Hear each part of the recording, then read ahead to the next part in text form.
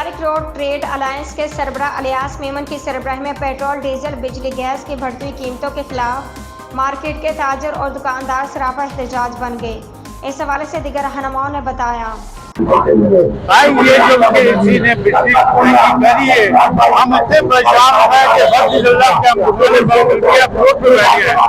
कि कहाँ से हम बिल जमा करें, इतने पैसे नहीं होते कि बिरादरी मेहनत कर रहे हैं। भाई ताजी बिरादरी 70 रुपये का सोई भी है, ताजी बिरादरी बाहर निकलने को थे। हमने रैली में इतनी मेहनत की, लेकिन पब्लिक कितने 100 सवा 100 आदमी, इससे ज़्यादा पब्लिक जब तक बाहर नहीं निकलेगी, जब कोई भी एहतजाज कर रहा हो, कोई एहतजाज से मसला भी नहीं हल होगा। जब तक हड़ताल की कॉल नहीं देंगे 2 दिन 3 दिन तक, जब तक ये मसला हल होने वाला नहीं है। आप कुछ भी कर ले, पेट्रोल महंगा हो गया, बिजली महंगी, और बिजली 2 रुपये 85 पैसे महंगी हो गई है। फिक्स टैक्स लगा रहे हैं 60 रुपये, ये 7,20,000 साल के, इस पे कोई लगाए गए हैं।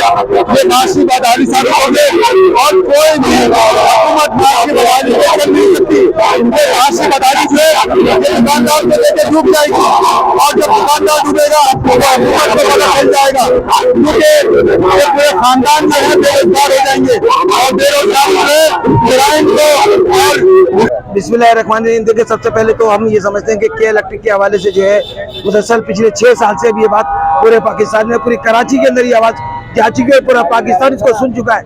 मैं फिर आज प्राइम मिनिस्टर ऑफ पाकिस्तान से कहता हूँ कि इलेक्ट्रिक को जो फौरी तौर पे उसको ख़त्म किया जाए, उसकी जगह किसी और IPs को, जो IPs के जो मामला खुले, इससे कौम को पता चला, बड़ी मायूस हुई है। मैं समझता हूँ IPs के जो मामला थे फौरी तौर पर उसे वापिस किया जाए, उन्हें ख़त्म किया जाए।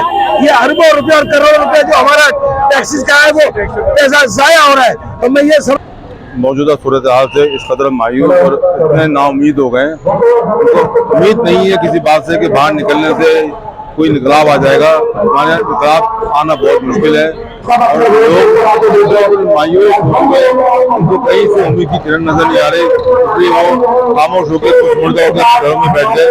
और मुझे लगता है जो ये हालत है, अगर हालत यही रहे तो ये सारे पाकिस्तान के